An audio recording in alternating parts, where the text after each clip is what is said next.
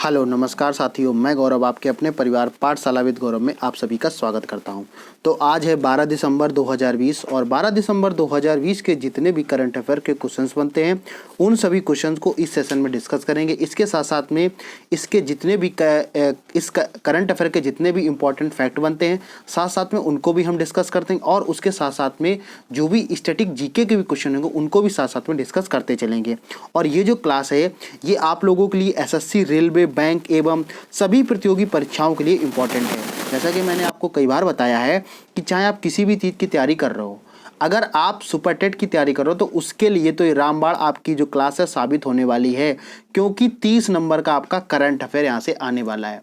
ठीक है, और ये जो एग्ज़ाम है सुपर टेट का, अगर टेट समय से हो जाता, फरवरी तक अगर हो जाता है तो ये मान के चलिए कि आपका मार्च या अप्रैल में शिक्षक भर्ती जो है वो आ जाएगी। सुपर टेट में वो 30 नंबर का आपका आएगा। तो जो साथी इसको हल्के में ले रहे हैं वो उसको हल्के में ना लेके डेली क्लास को नोट डाउन करें। नोट करने के साथ में इसकी पीडीएफ के लिए आप लोग परेशान ना हो, पीडीएफ आपको टेलीग्राम चैनल पर मिल जाएगी, वहाँ से आप लोग रिविजन कर सकते हैं। ठीक है, तो जो साथी आगे बढ़ने से पहले, जो भी साथी चैनल पे बिल्कुल ही नए हैं, वो सबसे पहले नंबर पे चैनल को सब्सक्राइब करेंगे।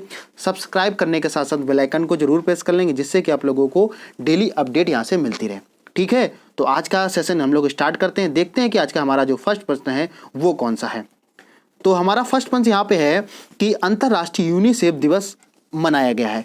तो क्वेश्चन आपसे यह आता है कि अभी हाल ही में अंतर्राष्ट्रीय यूनिसेफ दिवस कब मनाया जाता है। पहली बात तो आपसे ये क्वेश्चन स्टैटिक जीके में क्वेश्चन पूछा जा सकता है। जितने भी आपके आगामी एग्जाम होने वाले हैं, रेलवे के एग्जाम होने वाले हैं या आपके जो भी क्या नाम यूपीएसआई, यूपी लेखपाल, ये सब एग्जाम होने वाले, वहाँ क्वेश्चन आप लोगों से पूछा जा सकता है। कैसे क्वेश्चन पूछा जाएगा कि ये बताइए अंतर्राष्ट्रीय यूनिसेफ दिवस है वो कब मनाया जाता है। तो इसका राइट आंसर क्या हो जाएगा, ये प्रत्येक वर्ष 11 दिसंबर को मनाया जाता है। मैंने क्या बताया, अगर क्वेश्चन आपको स्टैटिक जीके में भी क्वेश्चन आप लोगों से पूछ लिया जाएगा कि ये बताइए अंतर्राष्ट्रीय आपने देखा होगा, आप किसी भी एग्जाम के लिए अगर तैयारी कर रहे हो तो 1 या 2 आपको दिवस की डेट जो होती है वो देखने को मिल जाती एग्जाम में। ठीक है, तो यहाँ पे समझ में आ गया अंतर्राष्ट्रीय यूनिसेफ दिवस है वो कब मनाया जाता है, तो ये 11 दिसंबर को मनाया जाता है।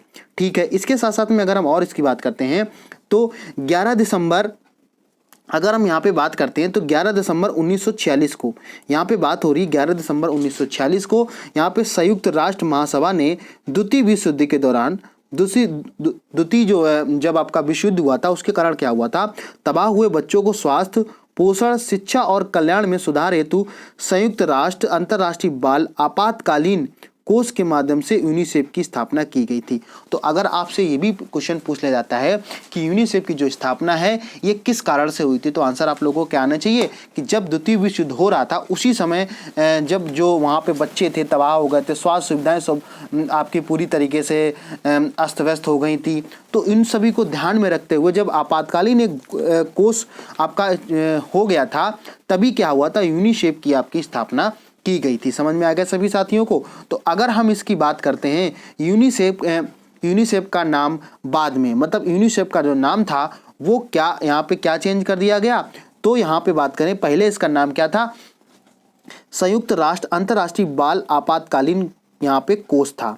तो ये समझ में आ गया, पहले इसका नाम क्या था, संयुक्त राष्ट्र अंतर्राष्ट्रीय बाल आपातकालीन कोष था, लेकिन इसका नाम बाद में बदल के क्या कर दिया गया, संयुक्त राष्ट्र बाल कोष यहाँ पे नाम रख दिया गया। तो सभी साथियों को यहाँ तक समझ में आ गया होगा कि अगर इस तरीके से क्वेश्चन पूछता है तो आप लोगों को कैसे याद रखना। ठीक है, अगर यहाँ पे बात करते हैं ये संस्था जो है ये 1953 में संयुक्त राष्ट्र की स्थायी संस्था बनी।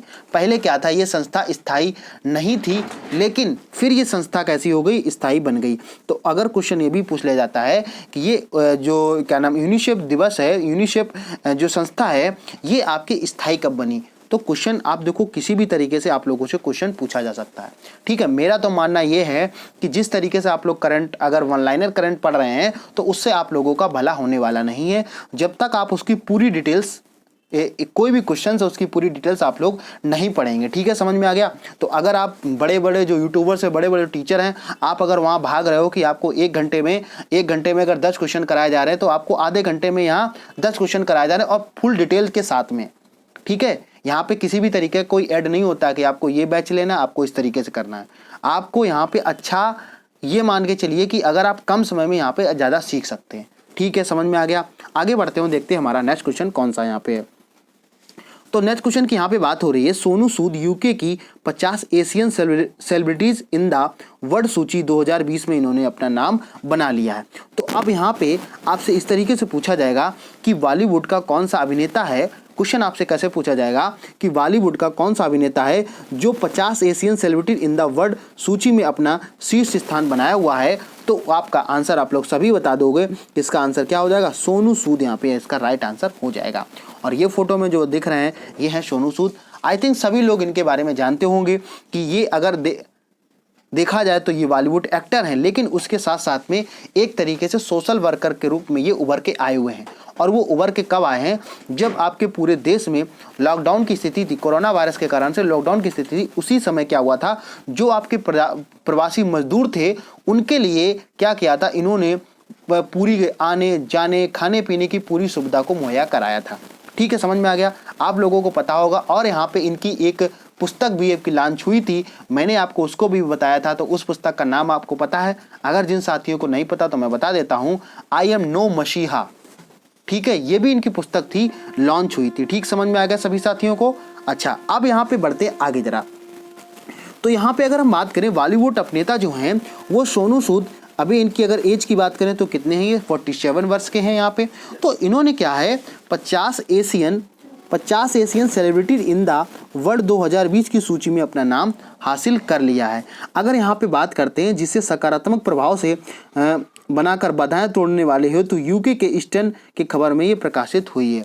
तो अगर यहाँ पे बात करें जो यूके के ईस्टर्न आई अखबार में ये प्रकाशित किया गया है कि इंडिया के जो एक्टर हैं सोनू सूद, इनको 15 Asian celebrity in the world सूची में नाम इनका आ गया है।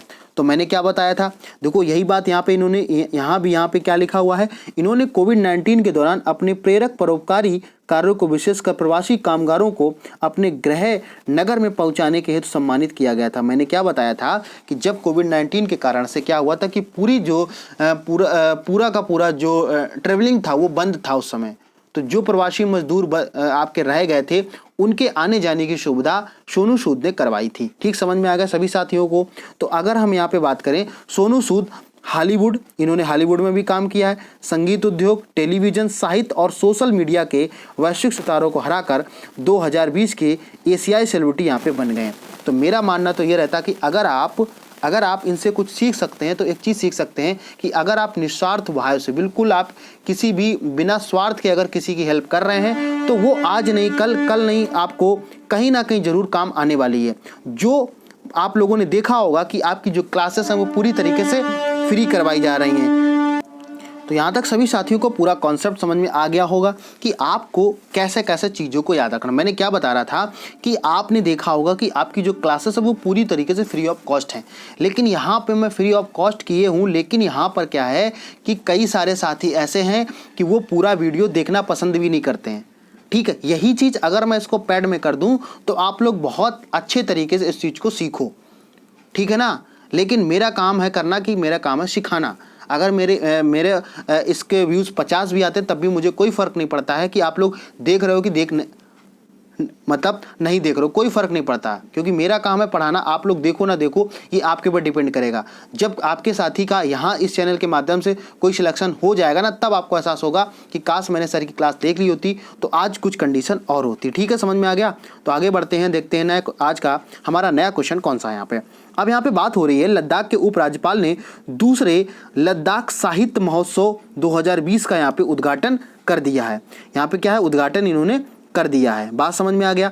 तो यहाँ पे आपसे किस तरीके से क्वेश्चन आप लोगों से पूछा जाएगा, समझो। यहाँ पे बात ये हो रही है, सबसे पहले नंबर पे तो आप लोगों को याद क्या रखना है, यहाँ पे बात हो रही है लद्दाख की।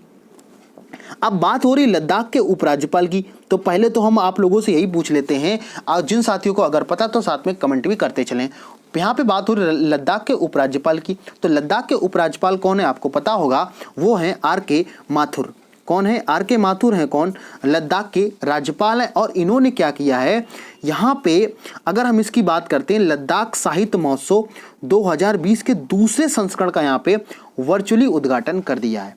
तो यहाँ पे बात हो रही है कि आपसे ऐसे पूछा जाएगा कि ये बताइए लद्दाख साहित्य महोत्सव का दूसरे संस्करण का अभी हाल ही में किसने यहाँ पे उद्घाटन किया है। तो आंसर आप लोगों को क्या आना चाहिए, इसके आंसर हो जाएंगे आर.के. माथुर। ठीक है, समझ में आ गया। अगर हम इसकी बात करते हैं, ये 3 दिवसीय महोत्सव है, मतलब ये 3 दिन चलने वाला है। कितने दिन? 3 दिन चलने वाला है, जिसमें क्या क्या होगा इसको भी जरा समझ लेते हैं, इसके साथ साथ में क्या हो जाएगा। यहाँ पे बात करें तो इस क्षेत्र में महत्व, लद्दाख के प्राचीन ज्ञान, लोक संगीत, नृत्य, भूविज्ञान, वन्य जीव आदि पर वार्ता आयोजित की जाएगी। तो वहाँ की जो लोकल संस्कृति है, लोकल के वहाँ के जो ज्ञान है, लोकल की वो जो बातचीत है, लोकल की जो भाषा है, इन सभी के बारे में, इन सभी की वहाँ पे चर्चा की जाएगी और वहाँ पे लोगों को बताया जाएगा। ये आपका 3 दिवसीय महोत्सव यहाँ पे होगा। ठीक है, आ गया सभी साथियों को समझ में यहाँ पे आ गया होगा। तो अगर हम इसकी और बात करते हैं, इसमें लेखक होंगे।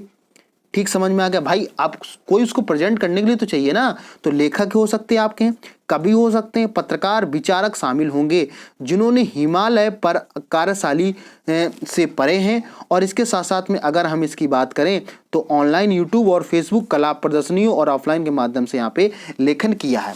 तो यहाँ पे इन सभी चीज़ों को क्या किया जाएगा, एक तरीके से शामिल किया जाएगा। तो आप लोगों से अगर पूछ लिया जाए लद्दाख साहित्य महोत्सव का उद्घाटन अभी हाल ही में किसने किया है, तो आपका आंसर क्या आना चाहिए, आर.के. माथुर होना चाहिए, जो क्या है लद्दाख के उपराज्यपाल हैं। ठीक है, आ गया सभी साथियों को यहाँ पे समझ में आ गया। तो इस तरीके से क्या आप देखो क्वेश्चन आपसे पूछा जाता है। अगर आपने केवल इतना पढ़ लिया कि अभी हाल ही में जो दूसरे लद्दाख का साहित्य महोत्सव हुआ है ये कहाँ पे हुआ, तो आपका लद्दाख। लेकिन आपने जब तक डिटेल्स में नहीं पढ़ा है तो आप किसी भी क्वेश्चन को करने में आपको बहुत सारी परेशानी होने वाली है। आगे बढ़ते हैं, देखते हैं हमारा नेक्स्ट क्वेश्चन कौन सा यहाँ पे। अब नेक्स्ट क्वेश्चन की यहाँ पे बात हो रही है कि डीआरडीओ ने ज्वाइंट वेंचर प्रोटेक्टिव कार्बाइन का सफल परीक्षण यहाँ पे कर लिया है। आप जरा समझते हैं यहाँ पे। तो क्वेश्चन आपसे देखो, मैं आपको हर तरीके से क्वेश्चन को समझाने की कोशिश करता हूँ। ठीक है, मेरे पास पूरा डाटा रहता है और डाटा से मैं क्वेश्चन को बना भी देता हूँ कि आपसे कैसे क्वेश्चन पूछा भी जाएगा। तो उससे क्या होता है कि आप लोगों को एक रिकॉल हो जाता है कि क्वेश्चन अच्छा इस तरीके से पूछा जाएगा। तो देखो जरा समझते हैं यहाँ पे क्वेश्चन आपसे कैसे पूछा जाएगा कि अभी हाल में ही आपका ज्वाइंट वेंचर प्रोटेक्टिव कार्बाइन के यहाँ पे किसने परीक्षण किया हुआ है। क्वेश्चन आपसे ऐसे पूछा जाएगा कि अभी हाल ही में ज्वाइंट वेंचर प्रोटेक्टिव कार्बाइन का अभी हाल ही में परीक्षण किया गया है, तो ये किसके द्वारा किया गया। तो आपका आंसर क्या आएगा, इसका आंसर आएगा आपका डीआरडीओ के द्वारा इसका सफल परीक्षण किया गया। ठीक है, आ गया सभी साथियों को समझ में। आगे बढ़ते हैं और इसके मुख्य फैक्ट को भी साथ में समझ लेते हैं। तो यहाँ पे जरा समझते हैं, यहाँ पे डीआरडीओ ने क्या किया है, 56x30 mm क्या यहाँ पे ज्वाइंट वेंचर प्रोटेक्टिव कार्बन के साथ यहाँ पे परीक्षण किया हुआ है और ये अंतिम जो चरण था इसका सफलतापूर्वक पूरा कर लिया गया है। तो अगर इसके और फैक्ट की बात करते हैं, JVPC गैस संचालित सेमी सेंटीमीटर पुल पंप ऑटोमेटिक वेपन गोली चलाने की दर 700 RPM यहाँ से अधिक रखी गई है।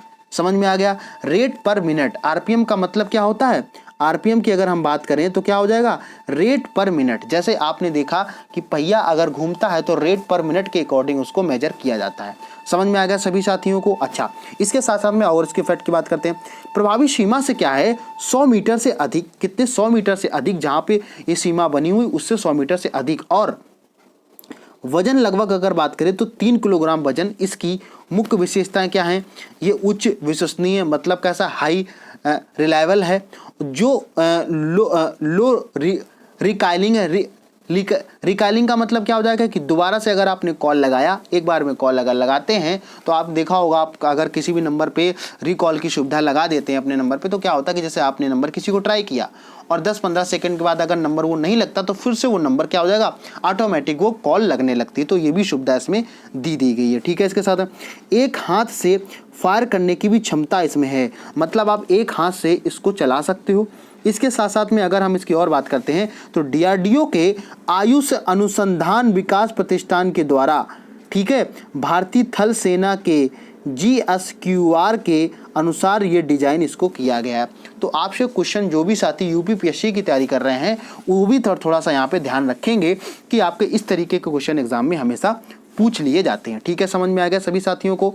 ठीक है, तो क्वेश्चन किसी भी तरीके से आपसे पूछे जा सकते हैं। जब तक आपने डिटेल्स में नहीं पढ़ा है तब तक आप लोगों को हमेशा दिक्कत ये होने वाली है। ठीक है, सभी साथियों को यहाँ तक पूरी बात समझ में आ गई होगी। अब जरा आगे बढ़ते हैं, देखते हैं हमारा नेक्स्ट क्वेश्चन कौन सा यहाँ पे है। अब नेक्स्ट क्वेश्चन की बात क्या हो रही है, जरा उसको समझेंगे। यहाँ पे बात हो रही है हैदराबाद में राष्ट्रीय दिव्यांग सशक्तिकरण केंद्र का उद्घाटन कर दिया गया। अब देखो समझो, इससे कैसे क्वेश्चन आपसे पूछा जाएगा। आपसे क्वेश्चन ऐसे पूछा जाएगा, अभी हाल ही में राष्ट्रीय दिव्यांग सशक्तिकरण केंद्र का उद्घाटन कहाँ पे किया गया है। मैंने क्या बताया, क्वेश्चन आपसे कैसे पूछा जाएगा, अभी हाल ही में राष्ट्रीय दिव्यांग सशक्तिकरण का अभी हाल ही में कहाँ पे उद्घाटन किया गया है। तो आप सभी साथियों को मैंने बता दिया है, इसका राइट आंसर क्या हो जाएगा, हैदराबाद में इसका राइट आंसर ये हो जाएगा। ठीक है, अब जरा इसके मुख्य फैक्ट को समझते हैं और उसके जो भी स्टैटिक जीके भी क्वेश्चन बनते हैं उसको भी हम लोग साथ में तैयार करते चलेंगे।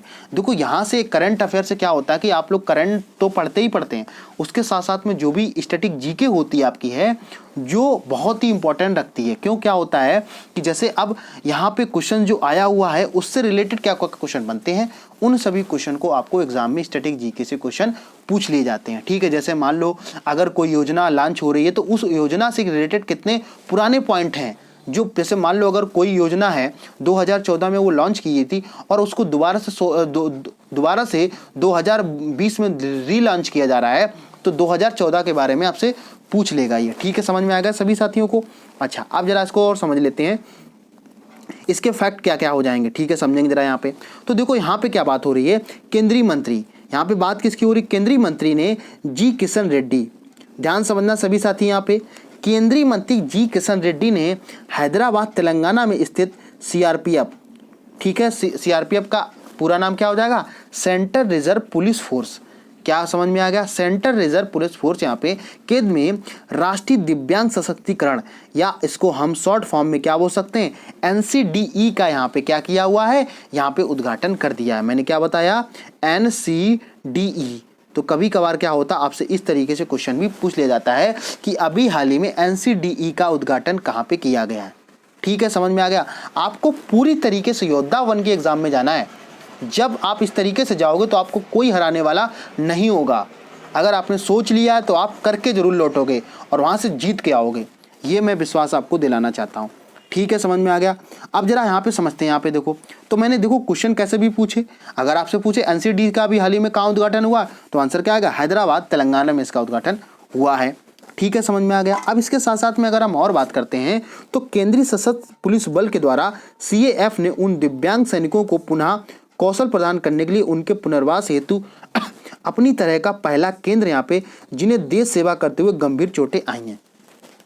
तो ये जो एक राष्ट्रीय दिव्यांग सशक्तिकरण केंद्र जो खोला गया है, इसमें क्या होता है कि जैसे मान लो अगर कोई सैनिक है वो युद्ध पे गया हुआ है तो वो विकलांग हो जाता, तो उनके मन को पुनर्वास करने के लिए हो, तो कि उनकी देश सेवा करने, गंभीर चोटें जिनको आई हैं उनको दोबारा से सक्षम बनाने के लिए, जैसे हो सकता है मान लो कोई दिव्यांग है, तो दिव्यांग सपोजन मान लिया कि वो सेना में तो नहीं जा सकता है लेकिन लोगों को ट्रेन तो कर सकता है, लोगों को पढ़ा तो सकता है, लोगों को उनके बारे में बता सकता है, लोगों और अपनी गाथाओं को सुना सकता है। इन सभी काम के लिए क्या किया, एक राष्ट्रीय दिव्यांग सशक्तिकरण केंद्र का उद्घाटन किया गया। तो आंसर क्या हो जाएगा, हैदराबाद तेलंगाना, इसका बिल्कुल राइट आंसर यहाँ पे हो जाएगा। ठीक है, समझ में आएगा। अब देखो यहाँ पे क्या है, केंद्र में दिव्यांगों को सशक्त बनाने के लिए, उन्हें राष्ट्र सेवा हेतु सक्षम बनाने के लिए कंप्यूटर कौशल, विभिन्न खेल जैसी बाजार संचालित विशेषता यहाँ पे होगी। मैंने आपको पूरी डिटेल्स यहाँ पे बता दी है, तो सभी साथियों को पूरा कॉन्सेप्ट यहाँ पे समझ में आ गया होगा कि आप लोगों को क्वेश्चन किस तरीके से पूछे जाते हैं। तो इसका अगर आपसे पूछा जाए इसका उद्घाटन किसने किया है, तो आपका आंसर क्या आना चाहिए, जी किशन रेड्डी, इसका आंसर आ जाना चाहिए। ठीक है, आगे बढ़ते हुए देखते हैं हमारा नेक्स्ट क्वेश्चन कौन सा यहाँ पे है। अब देखो नेक्स्ट क्वेश्चन की बात क्या हो रही है यहाँ पे, अब यहाँ पे बात हो रही है हनुक्का 2020 यहूदी त्योहार यहाँ पे मनाया जा रहा है। मैंने क्या बताया, अब देखो इस तरीके से क्वेश्चन कैसे पूछा जाएगा। अब यहाँ पे बात हो रही है यहूदी त्योहार की, किसकी बात हो रही है, यहूदी त्योहार की यहाँ पे बात हो रही है। तो आपसे क्वेश्चन ऐसे पूछा जाएगा कि हनुक्का जो त्योहार है ये कहाँ पर मनाया जाता है। बात समझ में आ गई सभी साथियों को। क्वेश्चन आपसे ऐसे पूछा जाएगा, हनुक्का जो त्योहार है ये कहाँ पर, कौन से देश में ये मनाया जाता है, तब आपका आंसर यहाँ पे क्या आएगा, यहूदी, इसका आंसर यहाँ पे आ जाएगा। समझ में आ गया पूरी बात। ठीक है, तो इस तरीके से आपसे क्वेश्चन एग्जाम में पूछ लेता है, और अगर आपने डिटेल्स में नहीं पढ़ा है तो आप लोगों को कहीं ना कहीं प्रॉब्लम हो जाती है। ठीक है, अब जरा इसके मुख्य फैक्ट को भी समझ लेते हैं कि आखिर इससे मुख्य फैक्ट क्या क्या बन जाएंगे। तो यहाँ पे बात किसकी हो रही है, 8 दिवसीय।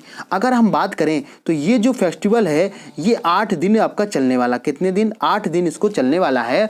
ये यहूदी शीतकालीन रोशनी के त्यौहार को हनुक्का कहा जाता है। जिस तरीके से देखा होगा इंडिया की अगर हम बात करें तो अक्टूबर या नवंबर में दीपावली का, यानी कि दीपावली का त्यौहार मनाया जाता है। और दीपावली के त्यौहार में क्या होता है कि आपके दीप जलाए जाते हैं, लाइटिंग की जाती है पूरे घरों में, ठीक है। तो एक तरीके से क्या होता है, पूरा देश जगमगा उठता है रोशनी के कारण से।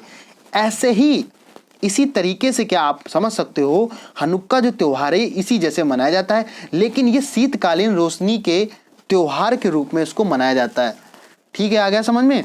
अच्छा, अब जरा इसको और समझ लेते हैं। यहाँ पे यह प्रत्येक वर्ष, मतलब समझ में आया, ये प्रत्येक वर्ष हिब्रू कैलेंडर, तो वहाँ का एक कैलेंडर है, जैसे अगर यहाँ की बात करें अपना पंचांग होता है, इसी तरह को वहाँ हिब्रू कैलेंडर में किसलेव के महीने में 25वें दिन से ये शुरू होता है। ठीक है, समझ में आ गया। इसके साथ साथ में जो आमतौर पर नवंबर या दिसंबर में ये पड़ता है, समझ में आ गया। तो ये नवंबर या दिसंबर में आई थिंक ये चलता है, हर साल ये मनाया जाता है। तो अगर हम इसकी बात करते हैं, इस वर्ष हनुक्का जो है ये 10 दिसंबर 2020 से क्या हो रहा है, इसकी शुरुआत हुई है। और ये कब तक चलेगा, तो ये 18 दिसंबर 2020 तक ये जारी रहेगा। ठीक है, समझ में आ गया। अब कई सारे साथी यहाँ पे कंफ्यूज ये भी हो रहे होंगे कि सर आपने हनुक्का का मतलब नहीं बताया क्या है यहाँ पे। ठीक है, तो अगर हम यहाँ पे बात करें, हनुक्का का मतलब क्या होता है, समर्पण होता है। समर्पण का मतलब क्या होता है कि पूरी तरीके से उसको सौंप देना, ये कहलाता समर्पण। जैसे अगर मान लो कोई टीचर आपको पढ़ा रहा है, तो टीचर ने बोला कि आपको इस तरीके से पढ़ना है, आपको इतने घंटे पढ़ना है, आपको ये नहीं पढ़ना, तो आप लोग क्या करते हो कि आपको उनकी बातों को मानते हो ना, जो आपके गुरुजन होते, जो उनके टीचर होते हैं, उनकी बात को आप समझते हो ना। तो आपने क्या कर दिया, आपने उनको अपने आप को समर्पण कर दिया, समर्पित कर दिया। ठीक है, तो उसको आप लोग हनुक्का भी बोल सकते हो कि हनुक्का का मतलब क्या होता है, समर्पण करना। ठीक है, तो आई थिंक सभी साथियों को पूरी बात यहाँ पे समझ में आ गई होगी। तो यहाँ पे देखो फिगर में आप लोगों को दिख रहा होगा, फोटो में दिख रहा होगा, ये कैंडल तरीके की आप लोगों की यहाँ पे जलाई जा रही हैं। ठीक है, तो यहाँ पे इसीलिए लिखा है हैप्पी हनुक्का, जैसे हम लोग हैप्पी दिवाली लिखते हैं, इसी तरीके से एक यहूदियों का ये त्यौहार होता है। तो ये पूरी बात यहाँ तक सभी साथियों को समझ में आ गई होगी कि अगर आपसे क्वेश्चन इस तरीके से पूछा जाता है तो आप लोगों को किस तरीके से क्वेश्चन को याद रखना है, और क्वेश्चन को याद रखने के साथ साथ में उन क्वेश्चनों को आप लोगों को कैसे याद करने के साथ साथ में उनको कैसे आप लोगों को पढ़ना भी है। ठीक है, अब जरा आगे समझते हैं। यहाँ पे आगे बात हो रही है कि मलेरिया का नया जीन्स प्लाज्मोडियम ओवल। अब जरा इसको समझ लेते हैं। यहाँ पे बात किसकी हो रही है, यहाँ पे बात हो रही है मलेरिया की। समझ में आया। तो क्वेश्चन आपसे कैसे पूछा जाएगा एग्जाम में, क्वेश्चन ऐसे पूछा जाएगा कि अभी हाल ही में मलेरिया का नया जीन्स जो पता चला उसका नाम क्या है। तो आप लोगों का आंसर क्या आ जाएगा, प्लाज्मोडियम ओवल इसका आंसर हो जाएगा। ठीक है, समझ में आ गया। तो अब जरा इसके फैक्ट को भी साथ में समझ लेते हैं। यहाँ पे बात हो रही है कि केरल के स्वास्थ्य मंत्री के शैलजा ने जानकारी दी कि राज्य में प्लाज्मोडियम ओवल नामक के मलेरिया के एक नए जीन का पता चला है। जैसे अगर आपसे पूछा जाए तो मलेरिया का जो जीन्स होता है वो क्या होता है, प्लाज्मोडियम होता है। उसी का एक अगला लेवल ओवल, उसको इन लोगों को जानकारी मिली हुई है। तो अगर हम इसकी बात करें, ये सूडान से यात्रा करने वाले एक सैनिक में इस रोग का पता चला है। मतलब सूडान से कोई एक सैनिक आया होगा, और कहाँ आया, वो केरल में आया है। तो उसको जब ब्लड टेस्ट वगैरह करागा तो उसमें ये चीज़ पता चली कि प्लाज्मोडियम ओवल एक नया जीन्स यहाँ पे आया, किसका, वो मलेरिया का आया है। तो अगर हम इसकी और बात करते हैं, उनका इलाज कन्नूर जिला के अस्पताल में चल रहा है। तो ये भी आप लोगों को साथ में याद रखना है। तो इसकी घोषणा अभी किसने करी है, तो केरल की जो स्वास्थ्य मंत्री हैं उन्होंने इसकी घोषणा कर दी है। ठीक है, सभी साथियों को पूरा कॉन्सेप्ट यहाँ पे समझ में आ गया होगा कि किस तरीके से आप लोगों को क्वेश्चन को याद करना है, और याद करने के साथ साथ में किस तरीके से इस क्वेश्चन को पढ़ना है। अगर सभी साथियों को पूरा कॉन्सेप्ट समझ में आ रहा है तो आप लोग बिना कहे लाइक शेयर कमेंट कर दीजिए, और इसके साथ साथ में आप लोग क्या करिए, ज़्यादा से ज़्यादा लोगों को लाइव क्लास जोड़ने की यहाँ पे कोशिश कीजिएगा। ठीक है, आगे बढ़ते हैं, देखते हैं हमारा नेक्स्ट क्वेश्चन कौन सा है। यहाँ पे आगे क्वेश्चन की बात हो रही है कि बॉलीवुड स्टार लॉन्च करेंगे सोशल स्वैग। यहाँ पे ठीक है, समझ में आ गया। अब जरा इसको भी जरा समझ लेते हैं। अब क्वेश्चन आपसे ऐसे पूछा जाएगा कि अभी हाल ही में बॉलीवुड स्टार ने क्या आपका लॉन्च करने वाले हैं, या आपसे ऐसे पूछ लिया जाएगा कि सोशल स्वैग जो है, आपसे क्वेश्चन कैसे पूछा जाएगा, सोशल स्वैग अभी हाल ही में कौन इसको लॉन्च कर रहा है, तो आपका आंसर यहाँ पे क्या आ जाएगा, बॉलीवुड स्टार्स जितने भी हैं वो सब मिलके क्या कर रहे हैं, एक नया मंच बनाने की यहाँ पे बात कर रहे हैं। तो उसका नाम इन्होंने क्या रखा है, सोशल स्वैग यहाँ पे नाम इसको रखा हुआ है। आई थिंक सभी साथियों को ये इसका एक लोगो है, तो ये भी इसके साथ साथ में आप लोगों को याद रखना है। ठीक है, समझ में आ गया। तो आप जरा इसके मुख्य फैक्ट को भी समझ लेते हैं कि इसके मुख्य फैक्ट क्या क्या हो जाएंगे। तो यहाँ पे बात हो रही है, अभिनेता अक्षय कुमार ने राणा दग्गुवती ने घोषणा की है कि वे भारत में पहले प्रभावशाली नेतृत्व में ऑनलाइन मार्केट प्लस को सोशल स्वैग बनाने के लिए एक साथ आ रहे हैं यहाँ पे। ठीक है, समझ में आ गया। इसके साथ साथ में अगर हम इसकी और बात करें तो इसमें क्या क्या होगा, यह एक नया युग मंच होगा जो उपभोक्ताओं मतलब जो कस्टमर होंगे व्यक्तिगत बातचीत और अधिगम के मंचों के माध्यम से मशहूर हस्तियों के ब्लॉगर्स और अन्य प्रेरणादायक व्यक्तियों से जुड़ने के सक्षम यहाँ पे करेगा।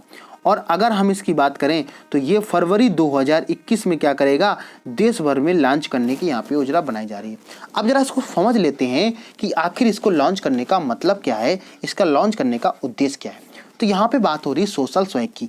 जैसे आप लोगों ने देखा होगा कि जैसे सोशल मीडिया होता है, फेसबुक हो गया, इंस्टाग्राम हो गया, ट्विटर हो गया, वहाँ पे क्या होते हैं, जो भी आपके बड़े बड़े स्टार्स होते हैं वहाँ पे अपना डिटेल्स डाल देते हैं, तो आप लोग उनसे कनेक्ट नहीं हो पाते हो।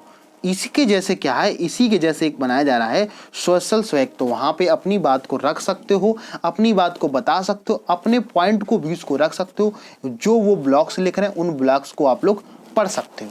ठीक है, समझ में आ गया। तो इसको कौन लॉन्च कर रहा है, तो वो बॉलीवुड के स्टार्स हैं, इनको लॉन्च कर रहा है। समझ में आ गया सभी साथियों को। तो क्वेश्चन आपसे कैसे पूछा जाएगा, अभी हाल ही में सोशल स्वैग है, ये किसने लॉन्च किया है या कब इसका लॉन्च किया जाएगा, तो ये लॉन्च किया जाएगा कब, फरवरी 2021 में लॉन्च किया जाएगा। और इसको लॉन्च कौन कर रहा है, तो आंसर क्या हो जाएगा आप सभी साथियों का, बॉलीवुड स्टार इसको लॉन्च कर रहे हैं। आगे बढ़ते हो, देखते हैं हमारा नेक्स्ट क्वेश्चन कौन सा है।